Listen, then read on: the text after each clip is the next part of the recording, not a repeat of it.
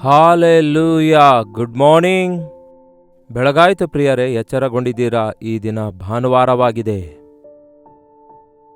ತಟ್ಟಿ ತಟ್ಟಿ ಹೇಳಬೇಕು, ಪ್ರತಿ ಭಾನುವಾರದಂದು ದೇವರ ಆಲಯಕ್ಕೆ ಹೋಗಬೇಕು. ಈ ವರ್ಷದಲ್ಲಿ ಇದು ಮೊದಲನೇ ಭಾನುವಾರವಾಗಿದೆ.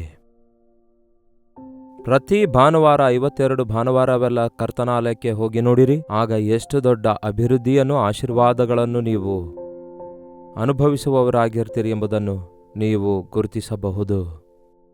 ಆತನ ದಿನವನ್ನು, ಕರ್ತನ ದಿನವನ್ನು ಘನಪಡಿಸುವುದಾದರೆ ದೇಶದ ಉನ್ನತ ಸ್ಥಾನದಲ್ಲಿ ಕುಳ್ಳಿರಿಸುತ್ತೇನೆಂದು ಕರ್ತನು ಹೇಳಿದ್ದಾರೆ. ಹೌದಲ್ಲವೇ? ಹಾಗಾದರೆ ಬನ್ನಿ, ಒಂದು ಚಿಕ್ಕ ಪ್ರಾರ್ಥನೆ ಮಾಡಿ, ಚಿಕ್ಕ ದೇವರ ವಾಕ್ಯ ಧ್ಯಾನ ಮಾಡಿ, ನಮ್ಮ ಸಭೆಗಳಿಗೆ ಹೋಗಿ ದೇವರನ್ನು ಆರಾಧಿಸೋಣ. ಪ್ರಾರ್ಥನೆ. ಪರಿಶುದ್ಧ ದೇವರೇ, ಪ್ರೀತಿಯುಳ್ಳ ತಂದೆಯೇ,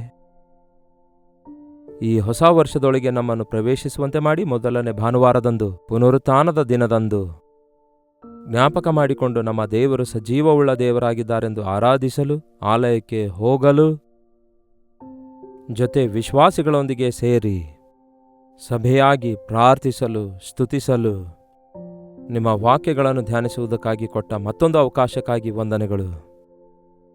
ನಿಮ್ಮ ವಾಕ್ಯವನ್ನು ಈ ಉದಯ ಕಾಲದಲ್ಲಿಯೂ ಹಾಗೂ ನಿಮ್ಮ ಆಲಯದಲ್ಲಿ ನಾವು ಹೊಂದಿಕೊಳ್ಳಲಿಕ್ಕಿರುವ ಆಶೀರ್ವಾದಗಳ ಕುರಿತು ತಿಳಿಯಪಡಿಸಿರಿ ಎಂದು ಕ್ರಿಸ್ತನ ನಾಮದಲ್ಲಿ ಬೇಡುತ್ತೇನೆ ತಂದೆಯೇ, ಆಮೇನ್. ನಾವು ಹೋಗ್ತಿದ್ದೇವೆ ಸಭೆಗೆ, ಎಲ್ಲ ಭಾನುವಾರವೂ ಕೂಡ ಹೋಗ್ತಿದ್ದೇವೆ. ನೀವು ಹೇಳಿದ ಹಾಗೆ ನಮ್ಮ ಜೀವಿತದಲ್ಲಿ ಯಾವ ಆಶೀರ್ವಾದಗಳು ಕಾಣಿಸುತ್ತಾ ಇಲ್ಲ, ಅಭಿವೃದ್ಧಿ ಕಾಣಿಸುತ್ತಾ ಇಲ್ಲ ಅನ್ನುತ್ತಾ ಇದ್ದೀರಾ? ಕೆಲವರು ಹೋಗ್ತಾ ಇರಬಹುದೇನೋ, ವರ್ಷಗಳಿಂದ ಹೋಗ್ತಿದ್ದಾರೆ, ಆದರೆ ಯಾವುದೇ ರೀತಿಯ ಸ್ಪಂದನವೂ ಇಲ್ಲ, ಮಾರ್ಪಡುವಿಕೆ ಇಲ್ಲ. ಕಾರಣವೇನು? ಸಭೆಗೆ ಹೋಗುವಾಗ ನಾವು ಶಾಪಿಂಗ್ ಮಾಲ್ಗೆ ಹೋದಂತೆ, ಮೂವೀಸಿಗೆ ಹೋದಂತೆ, ಬಂಧುಗಳ ಮನೆಗೆ ಹೋದಂತೆ ಹೋಗಬಾರ್ದು ಪ್ರಿಯರೇ. ಸಜೀವವುಳ್ಳಂತಹ ಜೀವಸ್ವರೂಪನಾದ ದೇವರ ಆಲಯ ಅದು. ದೇವರ ಸನ್ನಿಧಿಯಲ್ಲಿ ಕಾಣಿಸಿಕೊಳ್ಳುವುದಕ್ಕಾಗಿ ಹೋಗ್ತಿದ್ದೇವೆ. ಆತನೊಂದಿಗೆ ಸಹವಾಸ ಮಾಡುವುದಕ್ಕಾಗಿ ಹೋಗ್ತಿದ್ದೇವೆ. ಅದಕ್ಕೆ ಪ್ರಸಂಗಿ 5:1 ಹೇಳ್ತದೆ, ನೀವು ದೇವರ ಆಲಯಕ್ಕೆ ಹೋಗುವಾಗ ನಿಮ್ಮ ಪ್ರವರ್ತನೆಯನ್ನು ಜಾಗರೂಕತೆಯಿಂದ ನೋಡಿಕೊಳ್ಳಿರಿ ಎಂದು ಹೇಳುತ್ತೆ. ಸಭೆಗೆ ಹೋಗುವವರ ಕೈಯಲ್ಲಿ ಬೈಬಲ್ ಇರಬೇಕು ಪ್ರಿಯರೇ. ನಿಮ್ಮ ಕೈಯಲ್ಲಿ ಬೈಬಲ್ ಇರುವಾಗ ನೀವು ದೇವರ ಮಗುವಾಗಿದ್ದೀರೆಂದು ಲೋಕ ಗುರುತಿಸುತ್ತೆ. ಒಬ್ಬ ಡಾಕ್ಟರ್ ಹಾಸ್ಪಿಟಲ್ಗೆ ಹೋಗುವಾಗ ಸ್ಟೆಥೋಸ್ಕೋಪ್ ತೆಗೆದುಕೊಂಡು ಹೋಗ್ತಾನೆ. ಒಬ್ಬ ಲಾಯರ್ ಕೋರ್ಟ್ಗೆ ಹೋಗುವಾಗ ಕಪ್ಪು ಕೋಟ್ ಧರಿಸಿ ಹೋಗ್ತಾನೆ. ಹಾಗೆ ಕಾರ್ಪೆಂಟರ್ ವರ್ಕ್ ಮಾಡಲು ಹೋಗುವಾಗ ಟೂಲ್ಸ್ ತೆಗೆದುಕೊಂಡು ಹೋಗ್ತಾನಲ್ಲವೇ? ಹಾಗೆಯೇ ನಾವು ದೇವರ ಆಲಯಕ್ಕೆ ಹೋಗುವಾಗ ಆತನ ವಾಕ್ಯ ನಮಗೆ ಕಲಿಸಿಕೊಡುವಂತಹ ಪರಿಶುದ್ಧ ಸತ್ಯವೇದವನ್ನು ಕೈಯಲ್ಲಿ ಹಿಡ್ಕೊಂಡು ಹೋಗಬೇಕು. ಏನಂದ್ರೆ, ಡಿಜಿಟಲ್ ಬೈಬಲ್ ಇದೆ, ಸೆಲ್ಫೋನ್ನಲ್ಲಿಯೇ ಬೈಬಲ್ ಇದೆ ಎಂದು ಹೇಳುವಿರಾ? ಇದು ಪರಿಶುದ್ಧ ಸತ್ಯವೇದ ಪ್ರಿಯರೇ. ನಿಮ್ಮ ಸೆಲ್ಫೋನ್ಗೆ ಪರಿಶುದ್ಧ ಸೆಲ್ಫೋನ್ ಅನ್ನಬಹುದೋ? ಹಾಗಾದರೆ ಪ್ರತ್ಯೇಕವಾದ ಒಂದು ಸೆಲ್ಫೋನ್ ಕೊಂಡುಕೊಂಡು ಅದನ್ನು ಬೈಬಲ್ಗಾಗಿ ಮಾತ್ರವೇ, ದೇವರ ವಿಷಯಕ್ಕಾಗಿ ಮಾತ್ರವೇ ಬಳಸಿರಿ. ಆದರೂ ಡಿಜಿಟಲ್ನಲ್ಲಿರುವಂತಹ ಬೈಬಲನ್ನು ನಾವು ಹೇಗೆ ಅಂಡರ್ಲೈನ್ ಮಾಡಿಕೊಳ್ಳಲಿಕ್ಕಾಗುತ್ತೆ? ನಾನಾದರೂ ನನ್ನ ಬೈಬಲನ್ನು ಗೆರೆಗಳನ್ನು ಎಳೆದು ಅಂಡರ್ಲೈನ್ ಮಾಡಿಕೊಳ್ತೇನೆ. ದೇವರು ಮಾತಾಡಿರುವ ಮಾತುಗಳನ್ನು ಗೋಲಾಗಿ ಸರ್ಕಲ್ ಹಾಕುತ್ತೇನೆ. ಆಗ ಆ ಮಾತು ನನ್ನ ಹೃದಯಕ್ಕೆ ಅಂಟಿಕೊಂಡಿರುತ್ತೆ, ನನ್ನ ಮನಸ್ಸಲ್ಲಿ ನೆಲೆಗೊಂಡಿರುತ್ತೆ. ದೇವರ ಆಲಯಕ್ಕೆ ಹೋಗುವಾಗ ನೀವು ನಿಮ್ಮ ಪ್ರವರ್ತನೆಯನ್ನು ಜಾಗ್ರತೆಯಿಂದ ನೋಡಿಕೊಳ್ಳಿರಿ. ಅಂದರೆ ನಿಮ್ಮ ವೇಷ, ಭಾಷೆ ಕರೆಕ್ಟಾಗಿರಬೇಕು. ನೋಡಿ, ದೇವರ ಆಲಯಕ್ಕೆ ಹೋಗುವಾಗ ಒಬ್ಬ ವ್ಯಕ್ತಿ ಆಫೀಸ್ಗೆ ಹೋದರೆ ಎಷ್ಟು ಡೀಸೆಂಟಾಗಿ ಹೋಗ್ತಾನಲ್ಲವೇ? ಹಾಗೆಯೇ ದೇವರ ಆಲಯಕ್ಕೆ ಹೋಗುವವರಾಗಿರಬೇಕು. ಮರ್ಯಾದೆಯಿಂದ ಹೋಗಬೇಕು. ನಮ್ಮ ವಸ್ತ್ರಧಾರಣೆ ಘನವಾಗಿರಬೇಕು, ಡೀಸೆಂಟ್ ಆಗಿರಬೇಕು, ಡಿಗ್ನಿಟಿಯನ್ನು ಹೊಂದಿರಬೇಕು. ನಾವು ದೇವರ ಮಕ್ಕಳಾಗಿ ದೇವರ ಆಲಯಕ್ಕೆ ಹೋಗುತ್ತೇವೆ. ಇರುವ ಬಟ್ಟೆ ಧರಿಸಿ ಹೋಗಬೇಕು. ಕಾಸ್ಟ್ಲಿ ಬಟ್ಟೆ ಇಲ್ಲದಿದ್ರೂ ಪರವಾಗಿಲ್ಲ, ಶುಭ್ರವಾಗಿ ಹೋಗಬೇಕು. ಶರೀರವನ್ನು ಕವರ್ ಮಾಡಿಕೊಳ್ಳುತ್ತಾ, ಆಕರ್ಷಣೆ ಮಾಡುವುದಕ್ಕಾಗಿ ಅಲ್ಲದೆ ಪ್ರತ್ಯೇಕವಾದ ಆ ಸ್ಥಿತಿಯಲ್ಲಿ ನಾವು ದೇವರ ಆಲಯಕ್ಕೆ ಹೋಗಬೇಕು. ಬೈಬಲ್ ಹಿಡ್ಕೊಂಡು ಹೋಗಬೇಕು. ಮತ್ತು ಯಾವಾಗ ಹೋಗ್ತೀರಿ ಸಭೆಗೆ? ಯಾವಾಗಂದರೆ ಅವಾಗೆ ಹೋಗ್ತಾರೆ ಜನ. ಸಭೆಗೆ ಹೋಗ್ತೇವೆ ಅನ್ನುತ್ತಾ ಇದ್ದೀರಿ. ಯಾವಾಗ ಹೋಗ್ತಾ ಇದ್ದೀರಿ? ಒಂದು ದಿನ ಬೆಳಗ್ಗೆ ಹೋಗ್ತೀರಿ, ಒಂದು ದಿನ ಮಧ್ಯಾಹ್ನ ಹೋಗ್ತೀರಿ, ಒಂದು ದಿನ ಅರ್ಧ ಮುಗಿದ ನಂತರ, ಒಂದು ದಿನ ಕೊನೆಗೆ ಹೋಗ್ತೀರಿ. ಮೊದಲ ಹಾಡಿನಿಂದ ಕೊನೆ ಆಶೀರ್ವಾದ ಪ್ರಾರ್ಥನೆ ಆಗುವವರೆಗೂ ನಾವು ಆಲಯದಲ್ಲಿರಬೇಕು.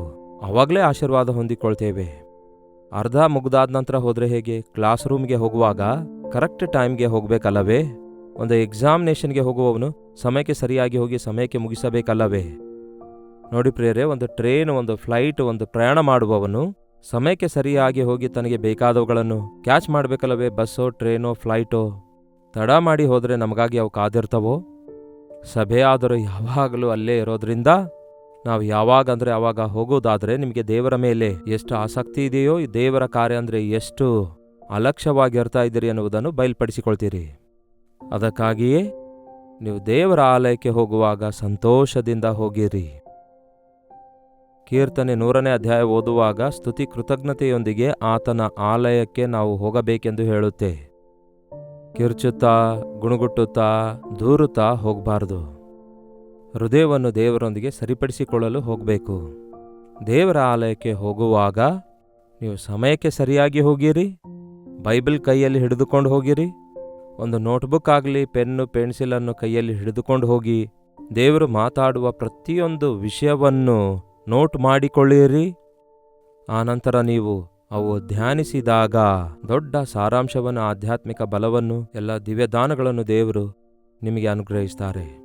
ಹಾಗೆಯೇ ಸಭೆಗೆ ಹೋದಾಗ ಎಲ್ಲಿ ಕೂತ್ಕೊಳ್ತೀರಿ ನೀವು? ಪಾಸ್ಟರ್ ಅವರಿಗೆ ಕಾಣಿಸಿಕೊಳ್ಳಲಾರದಂತೆ ಯಾವುದೋ ಸ್ತಂಭದ ಕೆಳಗೋ ಯಾವುದೋ ಮೂಲೆಯಲ್ಲಿಯೋ ಕೂತುಕೊಳ್ಳಲು ಪ್ರಯತ್ನಿಸ್ತಾರೆ ಕೆಲವರು. ಆಲಸ್ಯವಾಗಿ ಹೋಗಿ ಕೆಳಗಡೆ ಕೂತ್ಕೊಳ್ತಾರೆ. ದೇವರ ಆಲಯದಲ್ಲಿ ಮೊದಲ 10 ಸಾಲಿನಲ್ಲಿ ಕೂತಂಥವರಿಗಿಂತಲೂ ಆಮೇಲೆ ಕೊನೆಯ 10 ಸಾಲಿನಲ್ಲಿ ಕೂತವರಿಗೂ ಬಹಳ ಡಿಫ್ರೆನ್ಸ್ ಇರುತ್ತೆ. ಬೇಕಾದರೆ ನೀವೇ ಒಮ್ಮೆ ಪರಿಶೀಲಿಸಿ ನೋಡಿ. ಅಷ್ಟು ಇಂಪ್ಯಾಕ್ಟ್ ಇರಲ್ಲ. ನೀವು ಡೈವರ್ಟ್ ಆಗ್ತಾ ಇರ್ತೀರಿ. ಅಲ್ಲಿ ಸರಿಯಾಗಿ ಸೌಂಡ್ ಕೇಳಿಸದೇ ಇರಬಹುದು. ನೀವು ಹಿಂದೆ ಕೂತಿರುವುದಾದರೆ ಜನರು ಆ ಕಡೆ ಈ ಕಡೆ ತಿರುಗಾಡ್ತಿರ್ಬೋದು. ಹಾಗಾಗಿ ಸಭೆಗೆ ಹೋದಾಗ ಚೂಸ್ ದ ಫಸ್ಟ್ ರೋ. ಸಿಗದಿದ್ರೆ 2, 3, 4, 5 ಎಷ್ಟು ಹತ್ತಿರ ಪುಲ್ಪಿಟ್ಗೆ ನೀವು ಇರಲು ಸಾಧ್ಯವೋ ಅಷ್ಟೊಂದು ನೀವು ವಾಕ್ಯವನ್ನು ಕೇಳುವವರಾಗಿರ್ತೀರಿ. ಕೇಳಿದ ವಾಕ್ಯ ನಿಮ್ಮ ಹೃದಯದೊಳಗೆ ಕ್ರಿಯೆ ಮಾಡುತ್ತೆ, ಕಾರ್ಯ ಮಾಡುತ್ತೆ.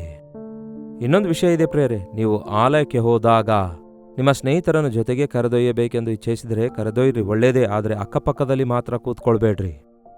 ಸ್ನೇಹಿತರನ್ನು ಪಕ್ಕದಲ್ಲಿ ಇಟ್ಕೊಂಡು ನೀವಿಬ್ಬರು ಅಕ್ಕಪಕ್ಕ ಕೂತ್ಕೊಂಡ್ರೆ ನೀವು ಆಲಯದಲ್ಲಿಯೂ ಕೂಡ ಮಾತಾಡುವವರಾಗಿರ್ತೀರಿ.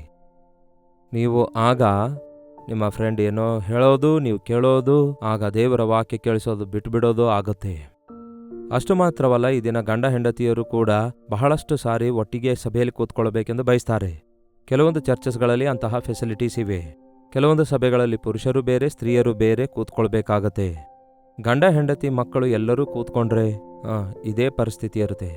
ಇದೇ ಪರಿಸ್ಥಿತಿ. ಅದಕ್ಕಾಗಿ ಸಭೆಗೆ ನೀವು ಹೋದಾಗ ಏಕಾಗ್ರತೆಯುಳ್ಳವರಾಗಿರಬೇಕಾದರೆ, ದೇವರ ಮೇಲೆ ನೀವು ದೃಷ್ಟಿ ಇಡಬೇಕಾದರೆ, ನಿಮ್ಮನ್ನು ಪರಧ್ಯಾನಕ್ಕೆ ಸೆಳೆಯುವಂತಹ ಪ್ರತಿಯೊಂದನ್ನು ಅವಾಯ್ಡ್ ಮಾಡಿದಾಗ, ಅದನ್ನು ಮಾಡಲಾರದೆ ಇರುವಾಗ ನೀವು ನಿಜವಾದ ಆಶೀರ್ವಾದ ಹೊಂದಿಕೊಳ್ತೀರಿ. ಹೋಗ್ತಿದ್ದೇವೆ, ಆಶೀರ್ವಾದ ಇಲ್ಲ ಅನ್ನೋದಾದರೆ ಇದೇ ಕಾರಣ. ಇಷ್ಟೇ ಅಲ್ಲ, ದೇವರ ಸೇವಕರು ವಾಕ್ಯ ಸಾರುತ್ತಾ ಇರುವಾಗ ಶ್ರದ್ಧೆಯಿಂದ ಕೇಳಬೇಕು. ನಿಮ್ಮ ಕಣ್ಣು ಆ ಕಡೆ ಈ ಕಡೆ ನೋಡದೆ ನಿಮ್ಮ ಮುಂದೆ ಇರುವ ಮಾರ್ಗ ನೆಟ್ಟಗೆ ನೋಡಬೇಕೆಂದು ವಾಕ್ಯ ಹೇಳುತ್ತೆ, ಇಲ್ಲವೇ ತಿಳಿಯಪಡಿಸುತ್ತೆ. ವಾಕ್ಯ ಕೇಳ್ತಿರುವಾಗ ನೀವು ನಿಮ್ಮ ಹೃದಯವನ್ನು ಸಿದ್ಧಪಡಿಸಿಕೊಳ್ಳಬೇಕು. ಕೇಳುವುದಕ್ಕೆ ಅವರು ಹೃದಯ ಸಿದ್ಧಪಡಿಸಿಕೊಳ್ಳಲಾರ್ದಕ್ಕಾಗಿ ಅವರು ಕೇಳಲಿಲ್ಲ ಎಂಬುದಾಗಿ ಕೂಡ ದೇವರ ವಾಕ್ಯ ಹೇಳುತ್ತೆ. ವಾಕ್ಯದಿಂದ ದೇವರೇ ಈ ದಿನ ನನ್ನ ಸಂಗಡ ಏನೆಂದು ಮಾತಾಡ್ತೀರಿ, ನಿಮ್ಮ ಮಾತುಗಳು ನನಗೋಸ್ಕರ ಏನಾಗಿವೆ ಎಂಬ ಆಸೆಯಿಂದ ಹೋಗುವುದಾದರೆ ಆಸೆಯುಳ್ಳ ಮನಸ್ಸನ್ನು ದೇವರು ತೃಪ್ತಿಪಡಿಸುತ್ತಾರೆ. ನೀವು ಆಲಯಕ್ಕೆ ಹೋಗುವಾಗ ಪ್ರಾರ್ಥನೆ ಮಾಡುವುದಕ್ಕಾಗಿ ಆಸೆ ಪಡಬೇಕು. ಯೇಸು ಕ್ರಿಸ್ತನು ಹೇಳಿರುವ ಒಂದು ಉಪಮಾನದಲ್ಲಿ ಒಬ್ಬ ಫರಿಸಾಯನು, ಒಬ್ಬ ಸುಂಕದವನು ದೇವಾಲಯದೊಳಕ್ಕೆ ಹೋಗಿ ಪ್ರಾರ್ಥನೆ ಮಾಡ್ತಾರೆ. ಫರಿಸಾಯನು ಹೇಳ್ತಾನೆ, ದೇವರೇ ನಾನು ಅವನ ಹಾಗೆ ಇವನ ಹಾಗೆ. ಏನು ಹೇಳ್ತಾನೆ? ಕಳ್ಳರಂತೆಯೂ, ಅನ್ಯಾಯಗಾರನಂತೆಯೂ, ವ್ಯಭಿಚಾರನಂತೆಯೂ, ಇತರರ ಮನುಷ್ಯರಂತೆಯೂ, ಸುಂಕದವನಂತೆಯೂ ಇಲ್ಲದಕ್ಕಾಗಿ ನಾನು ನಿನಗೆ ಕೃತಜ್ಞತಾಸ್ತುತಿ ಸಲ್ಲಿಸ್ತೇನೆ ಅನ್ನುತ್ತಾನೆ. ಅವರ ಹಾಗೆ ಇವರ ಹಾಗೆ ನಾನಿಲ್ಲ ಎಂದು ಹೇಳಿ ಸಂತೋಷ ಪಡ್ತಿದ್ದಾನೆ ಹೊರತು, ದೇವರೇ ನಿನ್ನ ಹಾಗೆ ನಾನು ಇದ್ದೇನೋ ಎಂದು ಪರಿಶೀಲಿಸಿಕೊಳ್ತಾ ಇಲ್ಲ, ಹಾಗೆ ಇರಲಿಕ್ಕೂ ಆಗ್ತಾ ಇಲ್ಲ ಅಂತ ಹೇಳಿ ಪಶ್ಚಾತ್ತಾಪವೂ ಪಡ್ತಿಲ್ಲ. ಸಭೆಗೆ ಹೋಗೋದು ಪಕ್ಕದಲ್ಲಿದ್ದವರೊಂದಿಗೆ ಹೋಲಿಸಿಕೊಳ್ಳುವುದಕ್ಕಾಗಲ್ಲ, ಪಕ್ಕದಲ್ಲಿದ್ದವರೊಂದಿಗೆ ನಾವು ಮಾತಾಡಿಕೊಳ್ಳುವುದಕ್ಕಾಗಲ್ಲ, ಅವರಿಗೆ ಭೇಟಿಯಾಗುವುದಕ್ಕಾಗಿಯೂ ಅಲ್ಲ, ಕರ್ತನಿಗೆ ಸ್ಪಂದಿಸುವುದಕ್ಕಾಗಿ ಹೋಗ್ತಿದ್ದೇವೆ. ದೇವರ ಆಲಯಕ್ಕೆ ಹೋದಾಗ ನೀವು ಅನಾಲೋಚಿತವಾಗಿ ಮಾತಾಡಬಾರ್ದು. ನಿಮ್ಮ ಮಾತುಗಳು ಜಾಗ್ರತೆಯಿಂದಿರಬೇಕು. ದೇವರ ಸನ್ನಿಧಿಯಲ್ಲಿ ನೀವು ಮಾಡುವ ಪ್ರಾರ್ಥನೆ ಅನಾಲೋಚಿತವಾಗಿರಬಾರದು, ಅಭ್ಯಾಸವಾಗಿರಬಾರದು.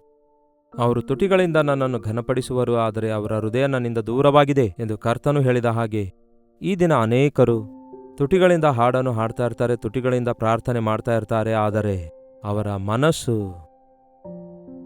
ಆತನಲ್ಲಿ ಇಡೋದಿಲ್ಲ. ಅವರ ಮನಸ್ಸು ದೂರ ಇರುತ್ತೆ, ಸರಿಯಾಗಿರೋದಿಲ್ಲ. ಅದಕ್ಕಾಗಿಯೇ ನಮಗೆ ಆಶೀರ್ವಾದಗಳು ಉಂಟಾಗ್ತಿಲ್ಲ. ಒಂದು ರಂಧ್ರ ಇರುವಂತಹ ಪಾತ್ರೆಯೊಳಗೆ, ತೂತ ಇರುವ ಪಾತ್ರೆಯೊಳಗೆ ಏನೇ ಹೊಯ್ದರೂ, ಎಷ್ಟೇ ಹೊಯ್ದರೂ ಅದರಲ್ಲಿ ನಿಲ್ಲುತ್ತೋ? ಹೊಯ್ಯುವುದಾದರೆ ಹೊಯ್ದಂತೆಯೇ ಅದು ಹರಿದು ಹೋಗುತ್ತೆ. ಹಾಗೆಯೇ ನಿಮ್ಮ ಹೃದಯ ದೇವರೊಂದಿಗೆ ಸರಿಯಿಲ್ಲದಿರುವಾಗ ದೇವರು ನಿಮಗೆ ಎಷ್ಟೇ ಆಶೀರ್ವಾದ ಕೊಟ್ಟರೂ ಕೂಡ ಅದರಲ್ಲಿ ಯಾವುದೊಂದು ಕೂಡ ನಿಲ್ಲುವುದಿಲ್ಲ. ಕಾರಣ ನಿಮ್ಮಲ್ಲಿ ಬಲಹೀನತೆ ಇರೋದ್ರಿಂದ. ಅದಕ್ಕೆ ದೇವರ ಆಲಯದೊಳಕ್ಕೆ ಹೋದಾಗ ಆ ಫರಿಸಾಯನ ಹಾಗೆ ಸ್ವನೀತಿಯ ಪ್ರಾರ್ಥನೆ ಮಾಡದೆ, ಆ ಸುಂಕದವನ ಹಾಗೆ ದೇವರೇ ಪಾಪಿಯಾದ ನನ್ನನ್ನು ಕರುಣಿಸು ಎಂಬುದಾಗಿ ಕುಗ್ಗಿದ ಜಜ್ಜಿದ ಹೃದಯದೊಂದಿಗೆ, ಪಶ್ಚಾತ್ತಾಪದೊಂದಿಗೆ ಪ್ರಾರ್ಥಿಸಬೇಕು.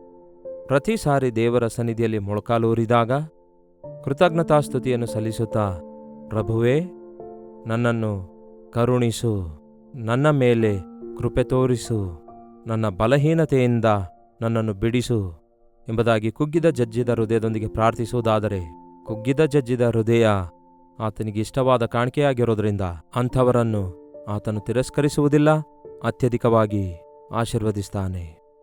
ಕೇಳ್ತಾ ಇದ್ದೀರಾ? ದೇವರ ಆಲಯಕ್ಕೆ ಹೋಗುವಾಗ ನಿಮ್ಮ ಪ್ರವರ್ತನೆ ಜಾಗರೂಕತೆಯಿಂದ ನೋಡಿಕೊಳ್ಳಿ. ನಿಮ್ಮ ಕೈಯಲ್ಲಿ ಬೈಬಲ್ ಹಿಡ್ಕೊಂಡು ಹೋಗಿರಿ. ನಿಮ್ಮಿಂದ ಸಾಧ್ಯವಾದಷ್ಟು ಮುಂದಿನ ಸಾಲಲ್ಲಿ ಕೂತ್ಕೊಂಡು ಶ್ರದ್ಧೆಯಿಂದ ದೇವರ ವಾಕ್ಯವನ್ನು ಕೇಳ್ರಿ. ದೇವರ ಸನ್ನಿಧಿಯಲ್ಲಿ ಪ್ರಾರ್ಥಿಸುವಾಗ ಹೃದಯಪೂರ್ವಕವಾಗಿ ಹೃದಯಾಂತರಾಳದೊಳಗಿಂದ ಕರ್ತನನ್ನು ಸ್ತುತಿಸುತ್ತಾ ಪ್ರಾರ್ಥಿಸಿರಿ. ಸಂತೋಷದಿಂದ ಹೋಗಿರಿ. ದೇವರ ಆಲಯದಲ್ಲಿ ಗುಣಗುಟ್ಟುತ್ತಾ ದೂರುವುದಕ್ಕೆ ಅವಕಾಶ ಕೊಡಬೇಡಿ. ಸ್ನೇಹಿತರೊಂದಿಗೆ ಹರಟೆ ಅಂತೂ ಬೇಡವೇ ಬೇಡ. ಪಕ್ಕದವರಿಗಂತೂ ಯಾವತ್ತೂ ಕೂಡ ಮಾತಾಡಿಕೊಳ್ಳಬಾರದು. ಹಾಡುಗಳನ್ನು ಹಾಡ್ತಿರುವಾಗ ನೀವು ಕೇಳಿಸಿಕೊಳ್ಳುವುದಲ್ಲ. ಕಚೇರಿಗಳಿಗೆ ಹೋಗುವಾಗ ಹಾಡುಗಳನ್ನು ಹಾಡಿದ್ರೆ ಕೂತ್ಕೊಂಡು ತಲೆಗಳನ್ನು ಆಡಿಸ್ತಾ ಕೇಳ್ತಾ ಇರ್ತಾರೆ. ಆದರೆ ನಾವು ದೇವರ ಆಲಯದಲ್ಲಿ ಹಾಡು ಹಾಡೋದು ಯಾರೋ ಒಬ್ಬರು ಪಾಸ್ಟರ್ ಅವರು, ಒಬ್ಬ ಕಾಯರ್ ಮೆಂಬರ್ ಅವರು ಹಾಡೋದಲ್ಲ.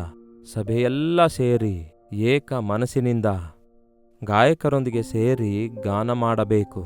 ಸ್ತುತಿ ಯಜ್ಞ ಸಮರ್ಪಿಸಬೇಕು. ಹಾಡುಗಳನ್ನು ಕಲಿಯಿರಿ. ನನಗೆ ಹಾಡು ಬರುವುದಿಲ್ಲ ಅನ್ನಬಾರದು. ಆಲಯಕ್ಕೆ ಹೋಗುವವರಿಗೆ ದೇವರು ಹಾಡುಗಳನ್ನು ಅಂಥವರ ಹೃದಯದಲ್ಲಿ ಹಾಕ್ತಾರೆ. ಹಾಡನ್ನು ನೀವು ಕಲಿಯುವವರಾಗಿರ್ತೀರಿ. ನಿಮ್ಮ ಬಾಯಲ್ಲಿ ಹೊಸ ಹಾಡನ್ನು ಇಡ್ತೇನೆ ಅಂದಿದ್ದಾರೆ ದೇವರು. ಹಾಡುಗಳ ಪುಸ್ತಕ ಕೊಂಡುಕೊಳ್ಳಿರಿ. ಎಲ್ಲವೂ ಈ ದಿನ ಡಿಜಿಟಲ್ ಮೀಡಿಯಾ ಬಂದ ನಂತರ ಆ ಸ್ಕ್ರೀನ್ ಮೇಲೆ ಬರುವುದನ್ನೇ ಹಾಡುತ್ತಾರೆ, ಮತ್ತೆ ಹಿಂತಿರುಗಿ ಹೋಗ್ತಾರೆ. ಹಾಡಿನ ಪುಸ್ತಕ ನಿಮ್ಮ ಹತ್ರ ಇರುವಾಗ ನಿಮ್ಮ ಕುಟುಂಬ ಪ್ರಾರ್ಥನೆಯಲ್ಲಿ ಅದನ್ನು ಬಳಸಬಹುದು, ಮೇಲಿಂದ ಮೇಲೆ ಹಾಡಬಹುದು. ಆ ಹಾಡಲಿರುವ ಅರ್ಥ ಗ್ರಹಿಸಿಕೊಳ್ಳೋದಾದರೆ ಒಂದು ದೊಡ್ಡ ಸಂದೇಶ ನಿಮಗೆ ದೊರಕುತ್ತೆ. ಎಷ್ಟು ಜನ ಈ ದಿನ ದೇವರ ಸನ್ನಿಧಿಯಲ್ಲಿ ಭಾನುವಾರದಂದು ಸಾಕಷ್ಟು ಸಮಯವನ್ನು ಕಳೆಯುತ್ತಾ ಇದ್ದೀರಿ? ಬರಬೇಕಾದ ರೀತಿಯಲ್ಲಿ ಬರುತ್ತಾರೆ. ನಿನ್ನ ಜನರೋ ಎನ್ನುವಂತೆ ನಿನ್ನ ಮುಂದೆ ಕೂತ್ಕೊಳ್ತಾರೆ. ನೀನು ಬಹಳ ಚೆನ್ನಾಗಿ ಹಾಡು ಹಾಡುವವನಾಗಿ, ಸಂದೇಶ ಕೊಡುವವನಾಗಿ ಇರುತ್ತಿ. ಕೇಳಿಸಿಕೊಳ್ಳುವಂತೆ ಕೇಳಿಸಿಕೊಳ್ತಾರೆ, ಕೇಳಿಸಿಕೊಂಡಂತೆ ನಡೆಯುವುದಿಲ್ಲ ಎಂದು ವಾಕ್ಯದಲ್ಲಿ ಹೇಳಿದ ಹಾಗೆ ಈ ಕಾಲದ ಕ್ರೈಸ್ತರಿರೋದು ಎಷ್ಟೋ ವಿಷಾದಕರವಾದ ವಿಷಯವಾಗಿದೆ. ಏನನ್ನು ಕೇಳಿದ್ದೇನೆ ಈ ದಿನ ಎಂಬುದಾಗಿ ಗ್ರಹಿಸಿಕೊಂಡು ಹೃದಯಕ್ಕೆ ಅನ್ವಯಿಸಿಕೊಳ್ಳುವಾಗಲೇ ಆಶೀರ್ವಾದ ಹೊಂದಿಕೊಳ್ತೇವೆ. ಪ್ರತಿ ಭಾನುವಾರ ದೇವರು ತನ್ನ ಸಂದೇಶವನ್ನು, ತನ್ನ ಚಿತ್ತವನ್ನು, ತನ್ನ ಪ್ರಣಾಳಿಕೆಯನ್ನು ನಮಗೆ ಬಯಲ್ಪಡಿಸುತ್ತಾ ಇರ್ತಾರೆ. ನಾವು ನಮ್ಮ ಬಲಹೀನತೆಗಳನ್ನು ಅರಿತುಕೊಳ್ಳುವ ಹಾಗೆ ಪರಿಶುದ್ಧಾತ್ಮ ದೇವರು ನಮಗೆ ಒಪ್ಪಿಕೊಳ್ಳುವಂತೆ ಮಾಡ್ತಾರೆ. ಪರಿಶುದ್ಧಾತ್ಮನು ನಾವು ಪಾಪದಿಂದ ಹೊರಬರುವಂತೆ ಶಕ್ತಿ ಕೊಡುತ್ತಾರೆ. ಪಾಪವನ್ನು ಜಯಿಸುವುದಕ್ಕಾಗಿ ಪರಿಶುದ್ಧಾತ್ಮನು ತಕ್ಕ ಶಕ್ತಿ ನಮಗೆ ಕೊಡುತ್ತಾರೆ. ಅದಕ್ಕೆ ಕ್ರಮ ತಪ್ಪದೆ ಸಭೆಗೆ ಹೋಗುವವರು ಸೈತಾನನನ್ನು ಎದುರಿಸುವವರಾಗಿರ್ತಾರೆ, ಶೋಧನೆ ಜಯಿಸುವವರಾಗಿರ್ತಾರೆ, ದಿನೇ ದಿನ ಅಭಿವೃದ್ಧಿ ಹೊಂದಿ ಎಲ್ಲಾ ವಿಷಯಗಳಲ್ಲಿ ಆಶೀರ್ವದಿಸಲ್ಪಡುವವರಾಗಿರ್ತಾರೆ. ಈ ನೂತನ ವರ್ಷದಲ್ಲಿ ಈ ಪದ್ಧತಿಗಳನ್ನು ಪಾಲಿಸುತ್ತಾ ಸಭೆಗೆ ಹೋಗಿ ನೋಡಿ, ಎಷ್ಟರ ಮಟ್ಟಿಗೆ ನೀವು ಅಭಿವೃದ್ಧಿಯಾಗಿ ಆಶೀರ್ವದಿಸಲ್ಪಡ್ತೀರಿ ಎಂದು ನೀವೇ ಸಾಕ್ಷಿ ಕೊಡ್ತೀರಿ. ಪ್ರಾರ್ಥನೆ. ಪರಿಶುದ್ಧ ದೇವರೇ, ಪ್ರೀತಿಯುಳ್ಳ ತಂದೆಯೇ, ಪರಿಶುದ್ಧ ಆಲಯಕ್ಕೆ ನಾವು ಹೋದಾಗ ದೇವಾಲಯದಲ್ಲಿ ಸಿಂಹಾಸನ ಆಸೀನರೂಢನಾದ ಕರ್ತನನ್ನು ನೋಡುವುದಕ್ಕೆ ಪರಿಶುದ್ಧನು ಪರಿಶುದ್ಧನು ಪರಿಶುದ್ಧನು ಎಂಬುದಾಗಿ ಸ್ತುತಿಗಾನ ಮಾಡಲ್ಪಡುತ್ತಿರುವ ದೇವದೂತರ ಸ್ವರ ಕೇಳಿಸಿಕೊಳ್ಳುವ ಹಾಗೆ ದೇವರ ಮಹಿಮೆಯಿಂದ ತುಂಬಿಕೊಂಡಿರುವ ಸಭೆಯೊಳಗೆ ನಾವು ಪ್ರವೇಶಿಸುವ ಹಾಗೆ ಆ ಕಾಲದ ಯೆಶಾಯನ ಹಾಗೆ ಅಯ್ಯೋ ನನ್ನ ಗತಿಯನ್ನು ಏನು ಹೇಳಲಿ, ಅಶುದ್ಧವಾದ ತುಟಿಯುಳ್ಳವನಾಗಿದ್ದೇನೆ, ಅಶುದ್ಧವಾದ ಜನರ ಮಧ್ಯದಲ್ಲಿ ವಾಸಿಸುವವನಾಗಿದ್ದೇನೆ, ನನ್ನ ಗತಿಯನ್ನು ಏನು ಹೇಳಲಿ ಎಂದು ಹೇಳಿದ ಪ್ರಕಾರ ನಮ್ಮ ಸ್ಥಿತಿ ಗ್ರಹಿಸಿಕೊಂಡು ಪಶ್ಚಾತ್ತಾಪ ಪಡುವ ಹಾಗೆ ನಿಮ್ಮ ಪ್ರೀತಿಯನ್ನು ಗುರುತಿಸಿ, ನಿಮ್ಮ ಉನ್ನತ ಕಾರ್ಯಗಳನ್ನು ಗುರುತಿಸಿ, ನಿಮ್ಮ ಉನ್ನತ ಸ್ಥಿತಿಯನ್ನು ಗುರುತಿಸಿ, ನಿಮ್ಮಲ್ಲಿ ಆನಂದಿಸಿ ನೂತನ ಬಲ ಹೊಂದಿಕೊಳ್ಳುವುದಕ್ಕಾಗಿ ನಮ್ಮಲ್ಲಿ ಒಬ್ಬೊಬ್ಬರಿಗೆ ಸಹಾಯ ಮಾಡಿರಿ ಎಂದು ಕ್ರಿಸ್ತನ ನಾಮದಲ್ಲಿ ಬೇಡುತ್ತೇನೆ ತಂದೆಯೇ, ಆಮೇನ್. ತಂದೆಯಾದ ದೇವರ ಪ್ರೀತಿಯು, ಮಗನಾಗಿರುವ ಕ್ರಿಸ್ತನ ಕೃಪೆಯು, ಆದರಣೆ ಕರ್ತನಾದ ಪವಿತ್ರಾತ್ಮನ ಸಹವಾಸವು ಕೂಡಿ ಬಂದಿರುವ ನಮ್ಮೆಲ್ಲರ ಸಂಗಡ ಇಂದಿಗೂ ಸದಾಕಾಲಕ್ಕೂ ನೆಲೆಯಾಗಿರಲಿ. ಆಮೇನ್. ದೇವರಿಗೆ ಸ್ತೋತ್ರ. ನಿಮ್ಮ ಪ್ರಾರ್ಥನಾ ಮನವಿಗಳನ್ನು 8939731313 ನಂಬರ್ಗೆ ಹಾಗೂ ಇತರ ದೇಶದಿಂದ ವೀಕ್ಷಿಸುವುದಾದರೆ ಕೊಡಲ್ಪಟ್ಟ ಇದೇ ನಂಬರ್ಗೆ ಒಂದು ಟೆಕ್ಸ್ಟ್ ಆಗಲಿ ವಾಯ್ಸ್ ಮೆಸೇಜ್ ಮುಖಾಂತರ ವಾಟ್ಸಪ್ ಕಳಿಸಿಕೊಡಿರಿ. ನಿಮಗಾಗಿ ನಾವು ಪ್ರಾರ್ಥಿಸ್ತಿದ್ದೇವೆ, ನೀವು ಕೂಡ ಪ್ರಾರ್ಥಿಸಿರಿ. ಡಾಕ್ಟರ್ ಜಯಪಾಲ್ ಕನ್ನಡ ಯೂಟ್ಯೂಬ್ ಚಾನಲ್ಗೆ ಹಿಂದೆ ಸಬ್ಸ್ಕ್ರೈಬ್ ಮಾಡಿಕೊಳ್ಳಿರಿ, ಶೇರ್ ಮಾಡುವುದನ್ನು ಮರೆಯಬೇಡಿ. ಕರ್ತನ ಚಿತ್ತದಂತೆ ಕರ್ತನ ಚರ್ಚಿಗೆ ಈ ದಿನ ನಾವು ಹೋಗುವವರಾಗಿರೋಣ. ಅಲ್ಲಿಗೆ ಹೋಗಿ ದೇವರನ್ನು ಆರಾಧಿಸುವವರಾಗಿರಿ. ನಿಮ್ಮ ಸಭೆಗಳಿಗೆ ಹೋಗಿರಿ. ನಿಮ್ಮ ಸಭೆಗೆ ಹೋಗಿ ಬಂದ ನಂತರ ಈ ಸಂದೇಶ ಯೂಟ್ಯೂಬ್ನಲ್ಲಿ ಇರೋದ್ರಿಂದ ಮತ್ತೆ ಈ ಸಂದೇಶವನ್ನು ಕೇಳಿ ಮತ್ತಷ್ಟು ಹೆಚ್ಚು ನೀವು ಬಲಗೊಳ್ಳಬಹುದು. ಮತ್ತೊಂದು ಸಾರಿ ಇದೇ ಅನುದಿನದ ಧ್ಯಾನ ಎಂಬ ಕಾರ್ಯಕ್ರಮದಲ್ಲಿ ನಾಳೆ ಮತ್ತೆ ಭೇಟಿಯಾಗೋಣ. ಅಲ್ಲಿಯವರೆಗೂ ದೇವರ ಮಹಾಕೃಪೆ ನಿಮ್ಮೆಲ್ಲರೊಂದಿಗಿರಲಿ.